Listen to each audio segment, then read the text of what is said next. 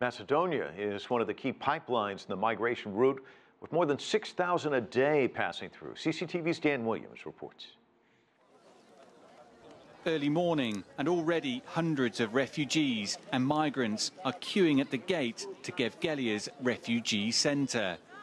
Many more are already inside, waiting for the train that will take them across Macedonia towards Serbia. Some talk of the desperate and tragic experiences that have occurred on the journey so far. They know there is still a long way to go, but they are driven on by the dream of a new life in Europe. We have to run from the sea and to get Europe country and have a safe life. Just we need to be safe life, you know. Well, if anything, the number of migrants and refugees making this journey is on the increase. According to the UN Refugee Agency camp here, more than 5,000 have passed through this camp in the last 16 hours. And even though this train is almost packed, if you look down here to the refugee camp, it remains full.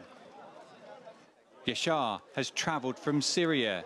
He feels even more refugees will risk the journey in the coming months.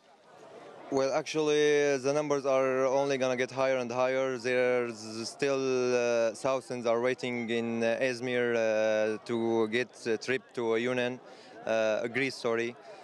It's actually not going to stop because the conflict there isn't going to stop. And the people are desperate. There's no electricity, no water, no any safety at all.